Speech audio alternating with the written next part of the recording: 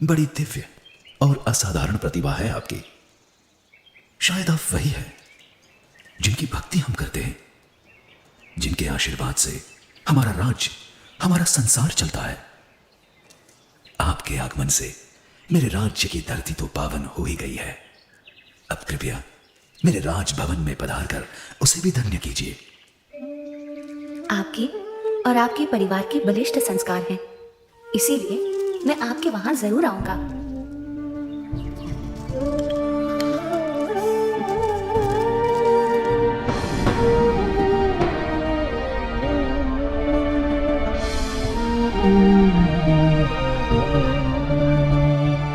नीलकंठवर्णी वंशीपुर गांव आ पहुंचे। कोई कहियो रे प्रभु आवन की, कोई कहियो प्रभु आवन की, मन भावन की, प्रभु आवन की, मन भावन की, कोई कहियो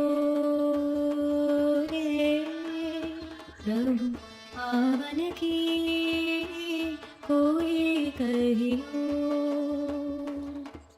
आपन आवे लिख नहीं भेजे, मान परी डल छावन की। आपन आवे लिख नहीं भेजे, मान परी डल छावन की।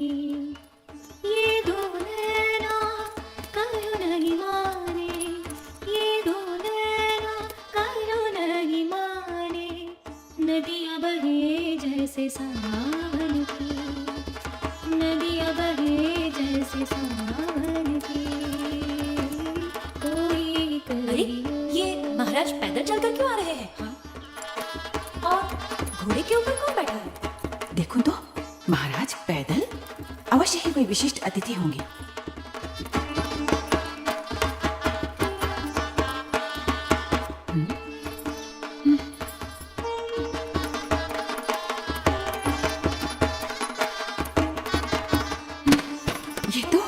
ये तो सच में कोई दिव्य व्यक्ति है। सब चलो, उनके स्वागत की तैयारी करो। जी महारानी जी।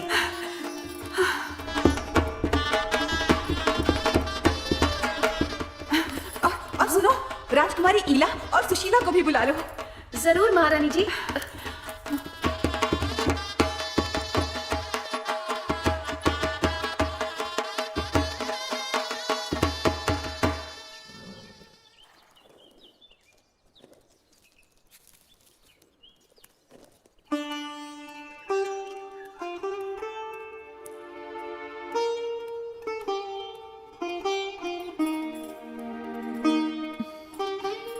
प्रणाम।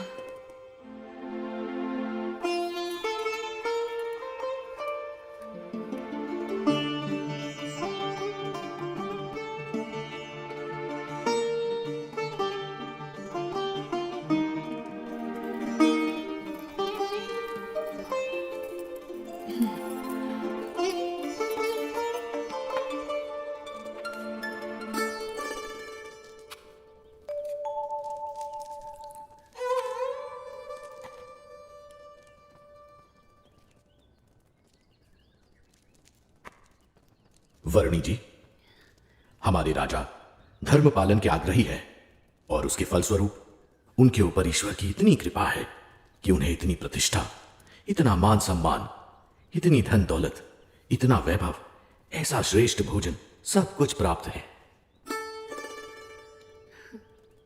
धर्म का संबंध केवल धन दौलत, पद प्रतिष्ठा, मान सम्मान, बाह्य वैभव और बाह्य व्यक्तित्व से नहीं, किंतु आंतरिक प्रतिभा से है।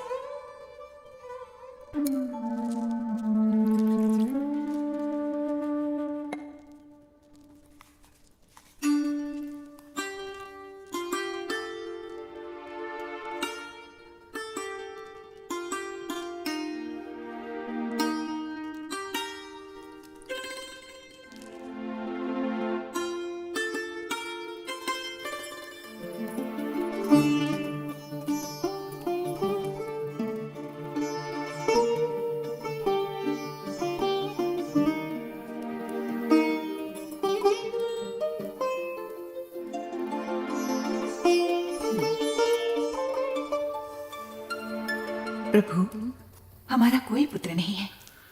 उस बात से मैं चिंतित रहती थी, पर अब आपके आने से मेरे पुत्र की कमी पूरी हो गई। अब आप यहीं रुक जाइए। आपके पूर्व जन्मों के संस्कार हैं और आपका भक्ति भाव भी है, इसीलिए मैं यहाँ आया हूँ। और आपकी तरह और कई मुमुक्षुओं को भी मुझे मिलना है।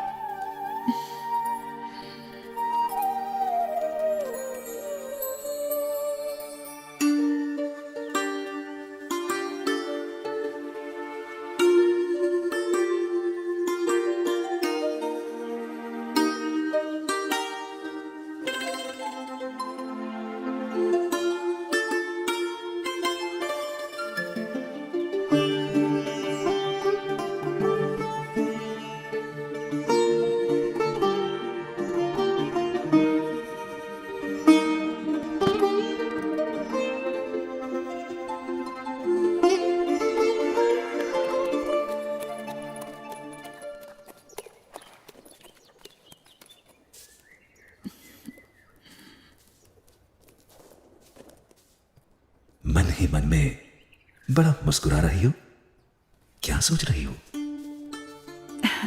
सोच रही हूँ नीलकंठ वर्णी कितने महान व्यक्ति हैं, सरल जीवन और उच्च विचार।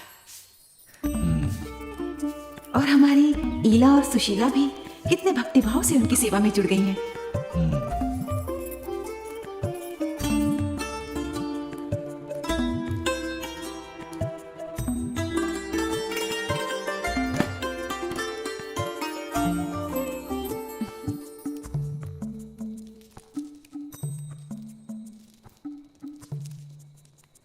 नीलकंठ वर्णी, कई दिनों से आप हमारे साथ हमारे स्वजन की तरह ही बस रहे हैं। और केवल हम ही नहीं, पर यहाँ छोटा बड़ा हर कोई आपको अपना स्वजन समझने लगा है। सभी को आपसे लगाव हो गया है। इतने दिनों से आपका जीवन निकट से देखकर हमें प्रतीति है कि आप कोई असाधारण दैवी तत्व हैं, साक्षात परमात्मा हैं। ये सब देखकर मेरे मन में एक विचार आ रहा है कि यदि आप हमेशा के लिए हमारे स्वजन बनकर रह जाएं, तो कितना अच्छा होगा। यदि समझ में आए तो मैं तो हमेशा के लिए सबका स्वजन हूँ, एक सच्चे स्वजन की तरह हमेशा सबके साथ ही रहता हूँ। अब हमारी अपेक्षा है कि हम ये सब कुछ त्याग कर आपके चरणों में न्यौछावर करके मोक्ष के काम में ध्यान दें और हमारी सारी धन दौलत, हमारी सारी संपत्ति, हमारा राज्य और ईला और सुशीला को भी आपको सौंप दें। हमारी पुत्रियों से ब्याह करके हमारा सब कुछ स्वीकार कर लीजिए नीलकंठ। आप तो साक्षात परमात्मा हैं। आपसे अच्छा पति हमारी पुत्रियों को कहाँ मिलेगा। माते, जो सबका स्वजन है उसे केवल अपना बना लेना चाहती हैं। मैं आप सबको सारे बंधनों से मुक्त करना चाहता हूं और आप मुझे ही ये सब बंधनों में बांधना चाहती हैं। बेटा, अभी जवानी फूटी नहीं है, इसलिए ऐसी बातें कर रहे हो। पर जब जवान हो जाओगे तब स्त्री सुख के बिना रह नहीं पाओगे। जब स्त्री सुख के लिए तड़पोगे तब एहसास होगा कि ऐसी सुंदर कन्याओं और ऐसे राज्य का प्रस्ताव ठुकरा करके तुमने बहुत बड़ी भूल कर दी। पर तब यह मौका निकल चुका होगा। क्षमा कीजिएगा, पर आप मोह में अंध होकर मुझे जानते हुए भी मेरा असली स्वरूप भूल रहे हैं।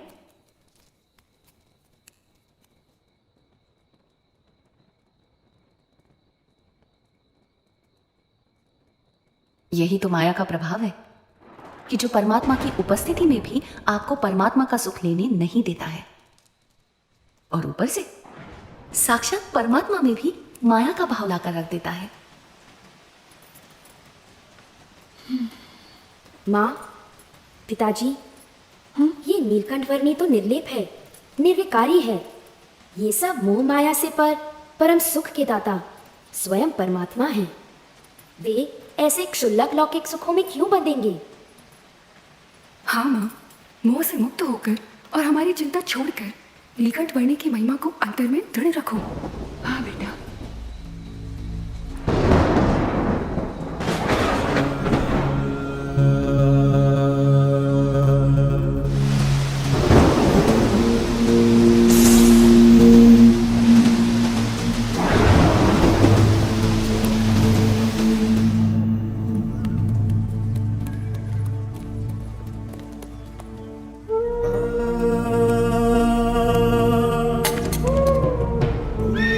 नीलकंठवर्णी, आप कहाँ हो? नीलकंठवर्णी, नीलकंठवर्णी, नीलकंठवर्णी, नीलकंठवर्णी, कहाँ हो आप?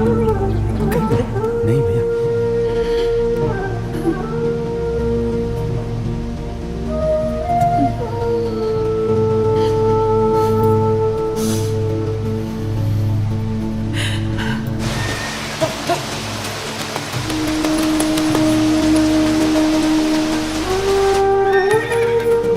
क्या हुआ?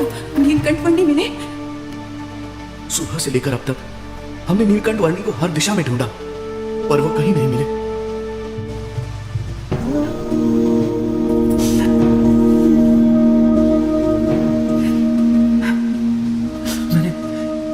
मैंने दूर दूर तक ढूंढा, पर नीलकंठ वर्णी नहीं मिले।